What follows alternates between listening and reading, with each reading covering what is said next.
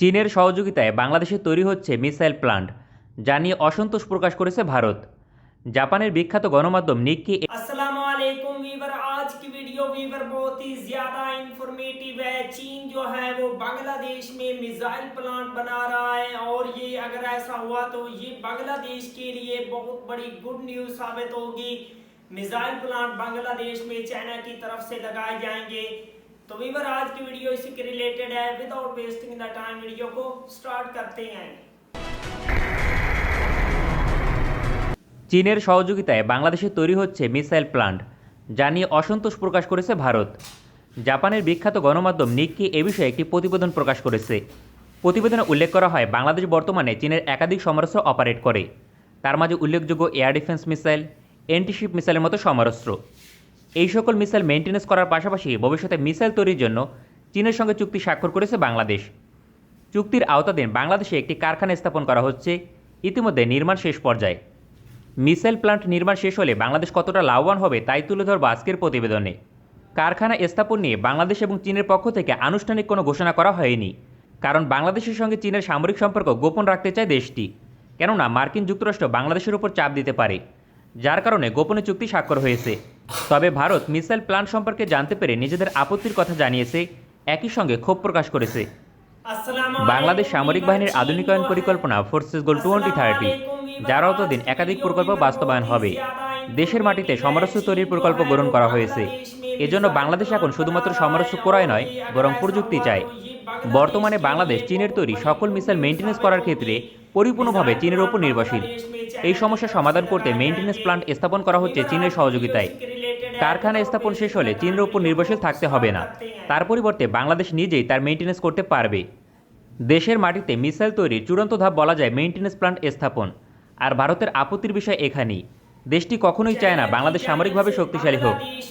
ভারতের একজন উচ্চপদস্থ কর্মকর্তা নাম প্রকাশে অনিচ্ছুক জাপানের গণমাধ্যম নিক্কিকে জানায়, বাংলাদেশ ভারতকে বন্ধু মনে করলেও তারা চীন থেকে সমরাস্ত্র ক্রয় করে, যা নিয়ে দিল্লি অসন্তুষ্ট। ভারতকে কৌশলগতভাবে চাপ দিতে পার্শ্ববর্তী সকল দেশের সঙ্গে সামরিক সম্পর্ক ঘনিষ্ঠ করছে চীন। ভারত অবৈধভাবে হস্তক্ষেপ করেও বাংলাদেশের মিসাইল কারখানা স্থাপন বন্ধ করতে পারেনি দৃঢ় অবস্থানের কারণে। এই ঘটনার পর দিল্লি অসন্তুষ্ট হয়। পাশাপাশি চীনের প্রভাব কমাতে পাল্টা প্রস্তাব দিয়েছে দেশটি। ঢাকায় কূটনৈতিক তৎপরতা বৃদ্ধি করেছে ভারত, যাতে এই ঘটনা পুনরায় না ঘটে। পাশাপাশি ভারতের সমরাস্ত্র ক্রয়ের জন্য $500 মিলিয়ন ঋণ দিয়েছে। বাংলাদেশ ইতিমধ্যে ভারত থেকে এক রেজিমেন্ট 120 মিলিমিটার মর্টার ক্রয় করেছে সেনাবাহিনীর জন্য। এটি কার্যকর একটি সিদ্ধান্ত, কারণ ভারত থেকে এমন কোনো সমরাস্ত্র ক্রয় করা যাবে না যা দেশটির বিরুদ্ধে ব্যবহার করা সম্ভব নয়। কারণ ভারতীয় যুদ্ধবিমান কিংবা মিসাইল ক্রয় করা হলে দেশটির বিরুদ্ধে ব্যবহার করা সম্ভব নয়।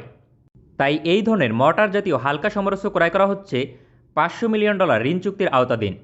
বাংলাদেশ মর্টার ছাড়াও একাধিক খুচরা সমরাস্ত্র দেশটি থেকে ক্রয় করেছে। তার মাঝে উল্লেখযোগ্য স্পিডবোট, সার্ভাইল্যান্স রাডার সিস্টেম সহ একাধিক সমরাস্ত্র। সামগ্রিকভাবে প্রায় $100 মিলিয়ন ব্যয় করেছে বাংলাদেশ।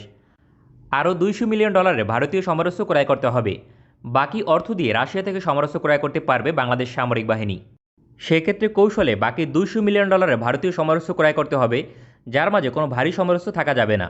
আর বাংলাদেশ সামরিক বাহিনী এ বিষয়ে অত্যন্ত কঠোর নীতি মেনে চলে, কারণ ভারত বহু বছর যাবৎ চেষ্টা করলেও বাংলাদেশের নিকট ভারী সমরাস্ত্র বিক্রি করতে পারেনি। তবে বাংলাদেশের মিসাইল প্রকল্প বন্ধ করতে সর্বোচ্চ চেষ্টা করবে দেশটি। তবে মিসাইল কারখানা স্থাপন শেষ পর্যায়ে। সেক্ষেত্রে চীনের এয়ার ডিফেন্স সিস্টেম সহ সকল মিসাইল মেইনটেন্যান্স হবে বাংলাদেশে। পরবর্তীতে চীনের একাধিক মিসাইল দেশের মাটিতে উৎপাদন শুরু হবে। ইতিমধ্যে চীনের ম্যানপেড এয়ার ডিফেন্স সিস্টেম বাংলাদেশে তৈরি হয়। পরবর্তী পরিকল্পনা short range air defence system দেশে তৈরি হবে, যার রেঞ্জ 17 কিলোমিটার পর্যন্ত। পাশাপাশি 40 থেকে 45 কিলোমিটার রেঞ্জের WS-22 রকেট তৈরি হবে। এই বিষয়গুলো ইতিমধ্যে চূড়ান্ত হয়েছে দিল্লির আপত্তি গণায় না নিয়ে। ভারতের সবচেয়ে বড় ভয়ের কারণ বাংলাদেশ চীনের সহযোগিতায় ভবিষ্যতে ব্যালিস্টিক মিসাইল উৎপাদন শুরু করবে কিনা, কারণ মিসাইল প্লান্ট স্থাপন ভারতের সবচেয়ে বড় অস্বস্তির কারণ। কেননা বাংলাদেশ সামরিক বাহিনী যদি শক্তিশালী হতে পারে, তবে ভারতের অবৈধ হস্তক্ষেপ কখনোই গ্রহণ করবে না। চীন বাংলাদেশের কৌশলগত মিত্র, বিশেষ করে বাংলাদেশকে শক্তিশালী করতে বদ্ধপরিকর দেশটি। কারণ বাংলাদেশ শক্তিশালী হলে ভারত সবচেয়ে বেশি চাপে থাকবে, আর তাই চায় চীন। এর জন্য বাংলাদেশকে সহজেই প্রযুক্তি দিচ্ছে দেশটি। মিসাইল প্লান্ট স্থাপন হবার পর দেশের মাটিতে এয়ার ডিফেন্স মিসাইল এবং শর্ট রেঞ্জ রকেট তৈরি হবে।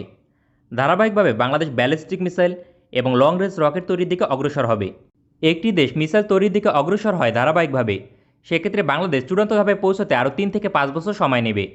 এক্ষেত্রে ভারতের আপত্তি এবং কূটনৈতিক তৎপরতা উপেক্ষা করতে পারলে শীঘ্রই দেশের মাটিতে ব্যালিস্টিক মিসাইল তৈরি করা সম্ভব। তবে ভারত নিজেও যৌথভাবে সমরাস্ত্র উৎপাদনের প্রস্তাব দিয়েছে। ভারতের সঙ্গে মিলে সমরাস্ত্র উৎপাদন করা বাংলাদেশের জন্য আত্মঘাতী সিদ্ধান্ত হবে, কারণ ভারতের সঙ্গে মিলে যে সকল মিসাইল তৈরি করা হবে তা ভারতের বিরুদ্ধে ব্যবহার করা সম্ভব নয়। বাংলাদেশের প্রধান প্রতিদ্বন্দ্বী ভারত, সেক্ষেত্রে যৌথভাবে সমরাস্ত্র উৎপাদন করার প্রশ্নই আসে না।